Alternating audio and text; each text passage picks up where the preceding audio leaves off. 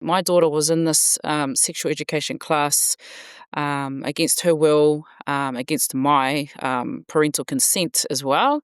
And then my daughter's come home that day with the content, and she had shown me the booklet that they had to go through, that she had to questions that she had to answer. She did not want to answer the questions. She didn't even want to talk about them. And then her eyes were exposed to some pictures on there. We're in studio today with Let Kids Be Kids with Terangimarie, a mum in New Zealand who caught my attention recently on Facebook because she was putting out some lives and some reels explaining a situation that she was going through with her daughter's school.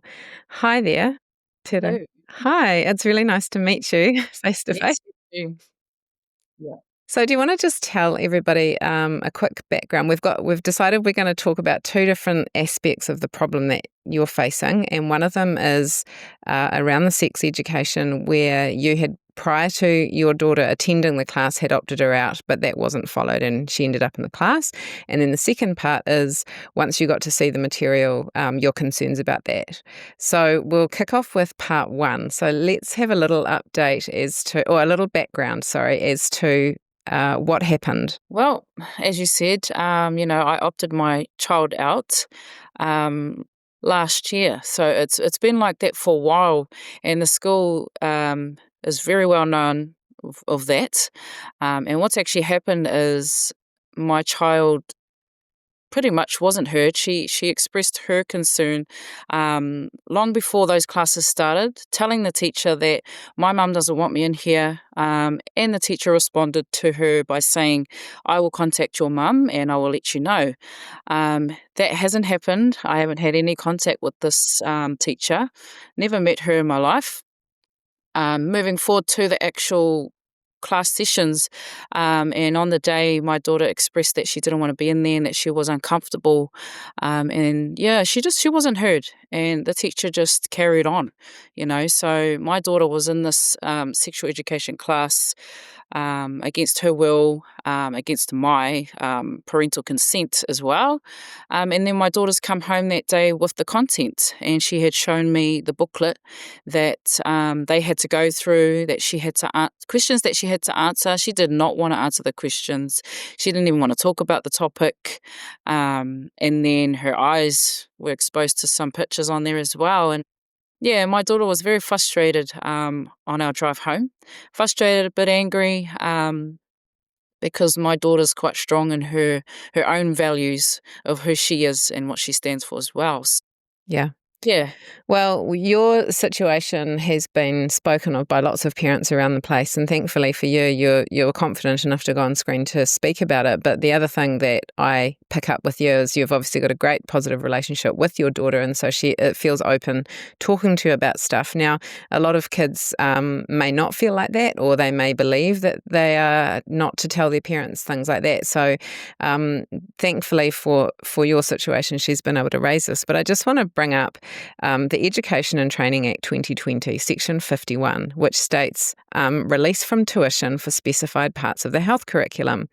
A parent of a student enrolled at a state school may ask the principal or person responsible for teaching and learning in a school in writing to ensure the student is released from tuition in specified parts of the health curriculum related to sexuality education.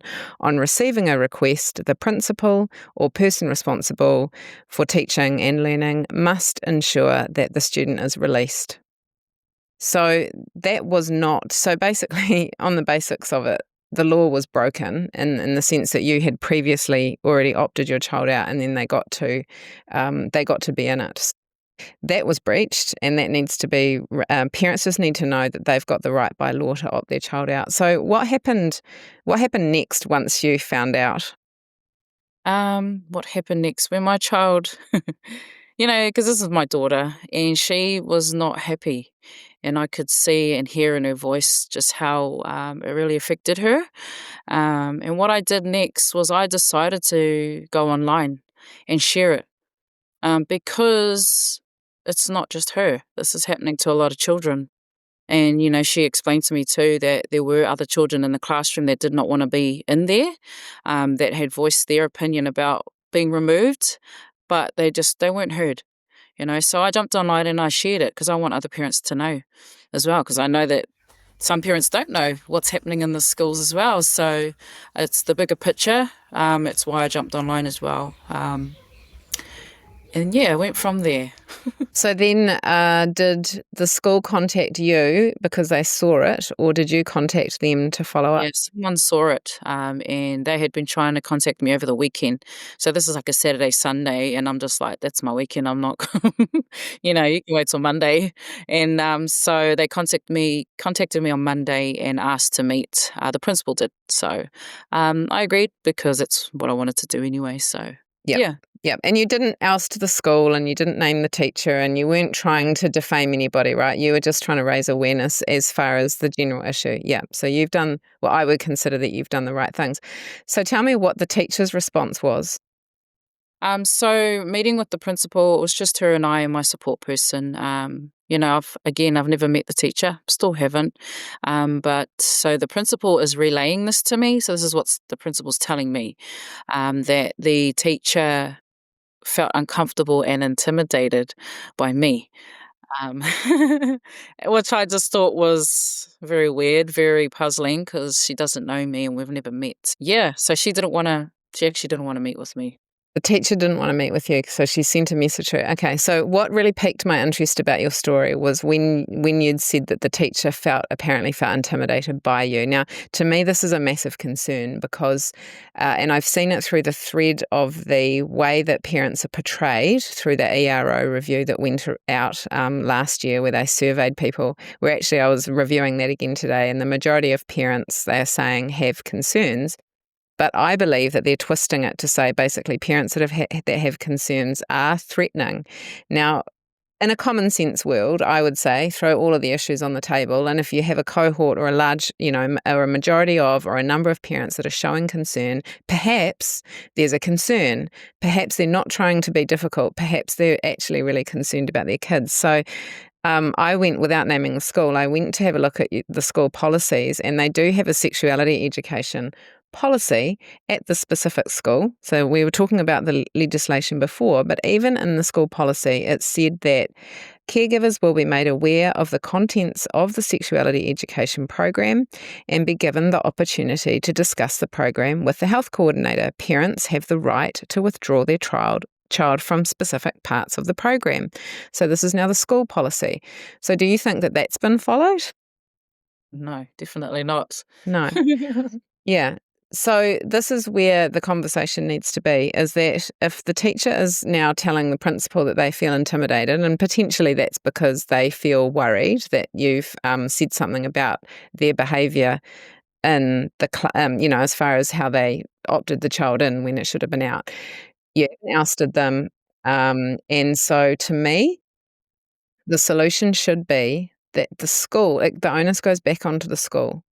So I would recommend to you that you go back to the principal, because I think they've been asking to meet with you. And it's like, well, it's actually not about you. It's about this part of it is not about you. It's about they haven't followed their procedure. So you're asking for them to prove to you how they're going to rectify the situation that they created, right? So, in that situation, if I were you, I would let the principal know, go and have a look at the policies and the legislation and quote it, and then say to them, well, what are you going to do to rectify the situation? Because, as you said too, the bigger issue now is your child has been exposed to material. Yep. Yeah. Definitely. Well, I did say to the principal, look, if we're not going to have this meeting, these are the steps I'm going to take. I'm going to go to the board. So I let her know that, just to, I'm not mucking around, and don't muck me around.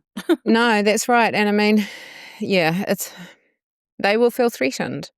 But this is where we use the policies and say, well, we're showing up. There's also a complaints procedure. There's always a complaints policy that schools have. Now, to me, that's actually there for parents to use to ensure that they know what will happen when they lay a complaint. You don't have to make a formal grievance or anything like that. You should be able to sort this out with minimal effort. But if there isn't, if they're pushing back, then you have the right as a parent. I think teachers forget and principals forget that we often choose, even if it's the only high school in the area, we we're the parents, we are the key stakeholders in the community.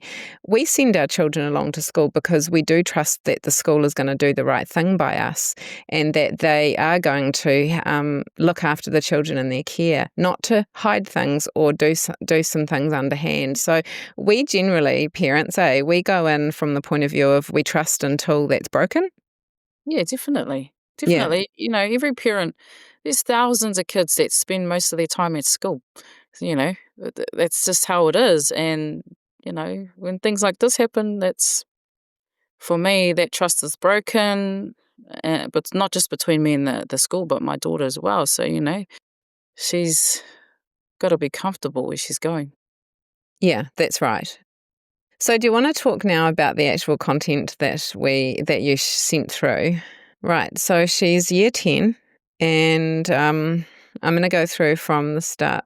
Well, I want to raise sexuality and I talk about this all the time with Let Kids Be Kids. So we think most parents who had sex ed when they were at school wouldn't notice that it's now not called sex ed, it's called sexuality ed, which is a completely different topic. So sexuality pertains to sexual preference, sexual attraction, which means that they're going way deeper than just talking about what the majority of people are, which is a heterosexual Yeah. relationship. So sexuality is pushing the boat out Yeah, on definitely. in lots of ways. Yeah. So do you want to say anything about that there? I think what you're talking about, it is diving deeper, but it's going into a very perverted, twisted, that woke agenda, of, that sexuality of being a boy or a girl, trans, children legally allowed to have puberty blockers. And so it's getting into all of that stuff as well, which is very concerning. Yeah, it's breaking down what they call societal norms, and a norm is actually the sexual like there are two sexes. That's the norm, and that's actually the biological truth, right? So when it says here, even at the top, sexuality is a sensitive topic, well, they're creating a sort of shroud of mystery around it, which then leads to, and now we have to be very delicate about it because we might possibly offend somebody. So it's Yeah, all in these subtle words. yeah, Do you know what really surprises me when I look at these sorts of books too is quite how childish the activities are for a 14-year-old. Like this sort of stuff looks to me like a sort of mind map or it's something that you would do for like an 8-year-old. So I believe that they're kind of dumbing it down. Not that we want the topic to be more complicated, but the activities is kind of insulting. If I was doing this when I was age yeah. I 14, know what you I'd mean. be a bit It of, is. do you feel like that? Yeah, Yeah. it is. It's ridiculous. Yeah. Right, so then you've got this one, let's talk about sex. So again, it says let's talk about sex, but it's actually talking about sexuality. Yeah, but even that title, let's talk about sex. Oh, my daughter's, 14. I don't want to talk about sex. Why do I want to talk about that? You know, and a child shouldn't be talking about that to a stranger and to other children, because it's not just the teacher. They're in a classroom full of other students and other kids as well, so for them to sit there and talk about this topic of sex, Yeah, oh, yeah. it shouldn't be happening. It shouldn't be happening. No, you're right. So I see that she didn't complete that No, activity. no. Yeah, so now they're wanting them to have like learning outcomes of talking about it, which is crazy. This stuff, this stuff really gets me. This is all about stereotypes, right?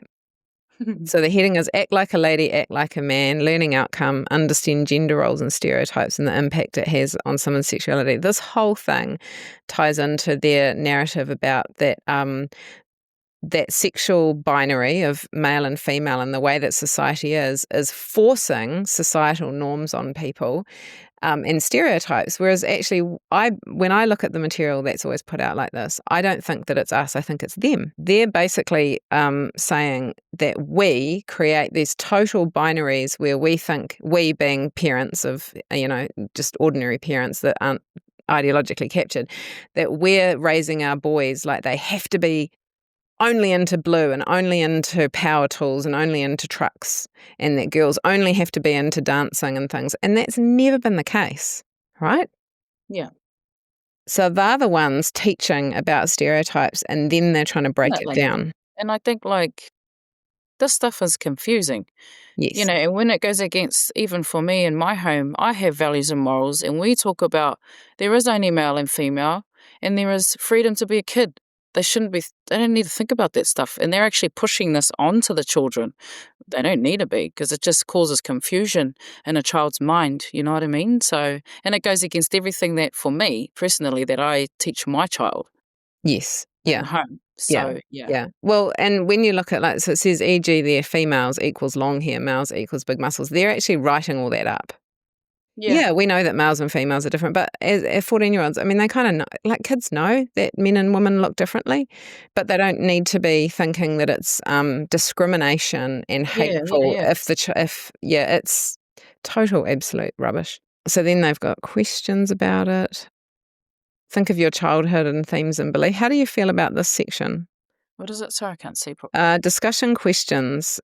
Discuss the following questions about where they get their ideas about males and females acting in certain ways, and they're asking about the culture that the student grew up in. Oh, gee. Like I said, it's what they're teaching goes against, and it's actually undermining my values as a parent and what I teach my child, and that's whether we're Christian, Muslim, I don't know, everyone's different. But what I teach my child, to deal with all of this stuff, they're going against it, and it's just twisting their heads, you know? Well, it is, and to me, it shouldn't even be a conversation that needs to be had in Yeah, yeah, class. no, I think, exactly. we Asking a child that, like, Well, we also grow up in a world where we have family influences and social interactions. To me, this is more about society shaping rather than actual education. Like, go and learn how to do educational things. This, to me, isn't even education. This is a childish thing, which I don't know is necessary for a 14-year-old to have to do a little maze. Let's have a chat about this heading. This is highly concerning. Sex sells. goodness, that's crazy.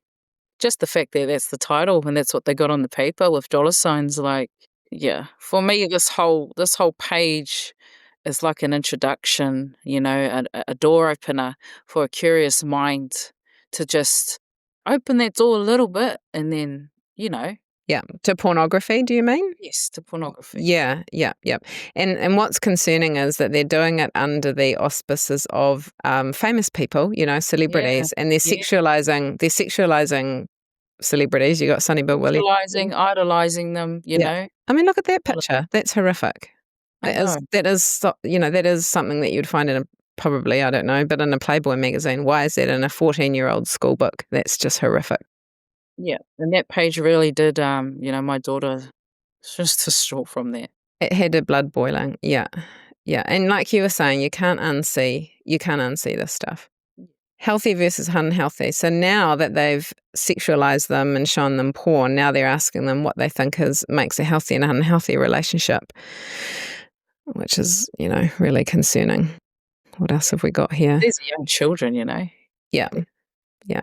Again, here we've got a drawing contest. So for 14-year-olds, they should be past the point of having a drawing contest. And she's a wonderful young girl with her faith there. So she's done a nice cross saying that God is at the center of her relationship. So good on her. I would bet she didn't get a high mark for that. A whole lot of nonsense, really, isn't it? Do you know what? Yes, Do you know what I yes. noticed here? You've got there's a word search on health and physical education, and some of the words that they want you to find is vaping and tobacco and alcohol and drugs in something that's called health and physical Yeah. education. Yep, twisted. It is It's twisted, isn't it? ridiculous, isn't it? Like, how is that healthy? What are you teaching my kid, Yeah, yeah. you know? I think we've probably seen about enough of that. I'm going to stop the screen Yeah. share. And I might add too, like my daughter said, even though, she stayed in there, I'm surprised she didn't walk out, but during the whole class, she was voicing her opinion, which is what the kids were asked, right? Yeah.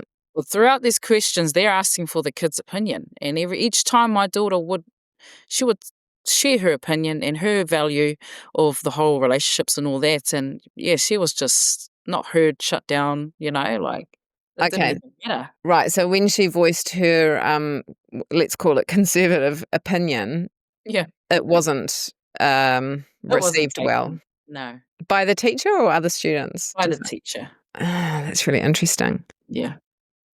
And did you say before that other students in the class were also uncomfortable with this Yeah, my material? daughter said that she had friends that were uncomfortable. She said one person walked out. Wow. Yeah. You never hear them talking about this. You never hear that from the teacher's point of view. And even in the ERO review and the feedback that comes out, it's always pitched that those who have got an issue with it are the ones with the problem. And they're not taking responsibility for the fact that perhaps the teachers and the principals and the boards and the MOE got this one wrong. So, what advice would you have for parents who have gone through this as well, where their child has been exposed to it, either because they didn't know and so they didn't opt out, or they did opt out and that was ignored? I think my first advice would be, if you are a parent, get involved with your kid. Like, get involved with everything that they're a part of, don't just follow the norm just because everybody else does it or it looks normal. Just be more involved as a parent. And I very strongly advise to get to know your child, because not everyone has that relationship. I can understand everyone has different family dynamics, but if you are a parent, fight for your child and just don't be afraid. Don't be scared. Yeah, and all the feedback that we get from professionals as well as from parents and grandparents themselves is to really, really work hard on ensuring that you have good lines of communication with your kids, which can be really challenging if you Yeah. haven't got that already. And the older that they are and the more that they're online, the harder that can be. But, go and find some help or find some other parents that can have that conversation with, and just come up with tools and ideas. And I mean, we've got stuff on Let Kids Be Kids. Bob McCroskey has stuff. Other groups have ideas and tips and tools as to how to reinforce the importance of that relationship with your child, and also to try and help them to open up and remember that you are their trusted ears, because they're not getting that message at school. When you do look through the sex ed stuff, you will see that they talk about trusted adults. They do not talk about parents, and we know that there are some parents that can't be trusted, but the majority of parents in New Zealand can be trusted, and that should be the baseline. The baseline shouldn't be making the assumption that parents are a threat to their own children. That's a narrative that is definitely coming through the government, and definitely is a key one for me that needs to change, is parental authority. It's diminishing because by law it is diminishing, but it's also diminishing because of the narrative that it doesn't Yeah. exist. And if we want it to exist, we have to show up for our kids, and we have to Yeah, build those definitely. bridges, all right? And if we don't fight for them, if we don't show up for our kids, if we don't teach them in the home first, this is what's going to happen. Yeah, yeah, Everybody else in society is going to teach them yeah. this sort of stuff. Yeah, yeah. And so our advice is always to ask what is being taught in class. And I go back to the Education and Training Act, Section 51, which says that parents have the right to opt out. And my logical statement on that is, if they want to opt out, they must know what it is they're opting out of. So therefore, you have the right to look at the content. And more schools are saying that they can't show it due to copyright, and I would say that's a lie. I would say Is that's a misinterpret. Did you had that too, eh? Did you have that? Or- is it? that they didn't say to you that it was due to copyright? No. Oh, no, back in intermediate, they sent it straight away. Yeah. There was nothing happened. I was just curious. I was a curious parent, and that's when I first heard about all the sexualization happening. So I went to the school and I emailed and I said, "Could you please send me the content?" So I just wanted to know, and then I saw it, and that's And then when you were like, I was like, "Okay, I'm opting them out," and I've been doing it ever since. yeah, And yeah, now yeah. this has come up. So Yeah. yeah, Yeah. Well, the message that parents are getting about it being copyright has happened in the last couple of years, since there has been an right. uptick in parents asking, and Rodney Hyde has been a good one for exposing that. But I would say you then go and have a look at the copyright legislation, because they're misusing it. It was never to keep a parent not knowing what's going on with their kid. And I say, well, we weren't asking for it because we wanted to run down the road and call it ours and use it, Yeah, which is, well, yeah, that's why the copyright law is there, from my understanding, not to yeah. stop you from looking at something that you've got the right to look at. So I mean, by law, we're the parents, so yeah, we have rights, yeah, and one is to know everything that's happening with our child, no matter where they are. yeah, yeah, Yeah. yeah. So do you have any words of motivation or support for parents out there who are seeing the same stuff as you and don't quite know what to do about it? Oh, there's a few tips I could give around this because, everyone's different in how they respond to things. One thing I would say is, if you're ever gonna have a meeting or speak about it, make sure you're calm. Try not to bring your emotions into it, because then, you could turn messy and then it doesn't go the way you'd think it would go. So just keep your emotions in check. Don't be afraid, don't be scared. You don't have to know everything. I don't know everything, and my articulation ain't the greatest, but I have a care and a heart. I think every mother has that, little lioness inside that will protect her cubs. Don't lose that. Don't push it aside. You've been gifted with these children for a reason, and you're a mother for a reason. So it is our job to protect our children. It's not the government's or anybody else's. So, my advice is to stand strong and, yeah, stand for your children. Don't be afraid. That's right, yeah. Watch out because the mama bears are waking up. And I would say, and I would add to that, go and have a look at the school policies and things like that so that you know how to use them for you. And that then holds the school to account to let them know that they have a responsibility to you to communicate with you. Yeah, even that, know your rights. Absolutely know your Know your rights. rights. Yeah, yeah. Shut up, Google's there. Yeah, that's right. Hey, I'm just going to share screen for something that you wanted to talk about too, which is an event happening in the new year. So, as I was just saying, the lioness within you as a mother, we are patriots of New Zealand. I'm a matriarch of my family, but I'm also a patriot of New Zealand. And, history is full of patriots that fought in our country and fought for our country, fought for our people, and fought for this nation as one, Māori, European, together. And so this day is very important. And this is for everyone. The good thing about this, you don't have to know everything, you don't have to fight on your own, but we can do it together by standing and crossing the Harbour Bridge in Auckland, which is happening on the 31st of January. And this is all to do with what I'm talking about, protecting our children, because the bigger picture is this is what's happening everywhere in our country. We can't do it alone. I can't do it alone. I need you guys.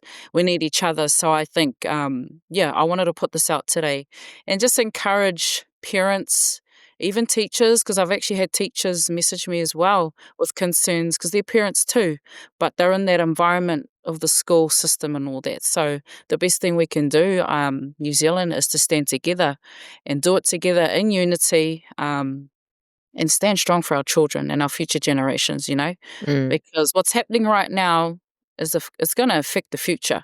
So if we don't stand up and fight and do this, it's going to get worse. So my encouragement, come and join me 31st. 31st of January. Yeah, Yeah. so all the information's on there. Yeah. Truepatriots.org.nz. Yeah, and if you have any questions, feel free to contact me.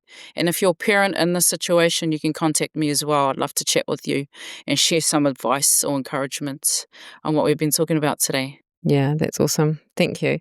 Yep, and also you can follow Let Kids Be Kids, and and I've been reposting your recent reels because I think they are really helping, and it's so important that the words are coming straight from another parent. Like I said at the start, we're not here to try and cause trouble. We're trying to raise the awareness for other parents so that you can stand up for your own children. I don't think we've started to have a look at the health curriculum review documents. And we have concerns about it. My biggest concern is actually that political parties are going out there saying it's fixed, and I don't think that it is. So I don't think that parents can take their feet off the gas pedal at the moment. You've got to stay really vigilant and Yeah. just keep checking in with your kids, keep asking the questions about what's going on. And this sexualization and all of this narrative around there being 100 different genders and all the poor stigmatized, marginalized trans community, it isn't just in sex ed. It's actually throughout the curriculum. There was a thing that came up recently in an English paper, like in the NCEA exam paper, about how they basically contextualized a situation to be about gender, and so it is coming through the whole curriculum. It is. It's coming through everywhere in society. Yeah, So, yeah. So talk to your kids. Yeah, yeah, definitely talk to your children. yeah. Awesome. Well, we'll stay in touch, T, and maybe we'll catch up again soon. Hey, thank you so much, Penny. Thank you so much for today, and all blessings to you as well. Yeah, thank you.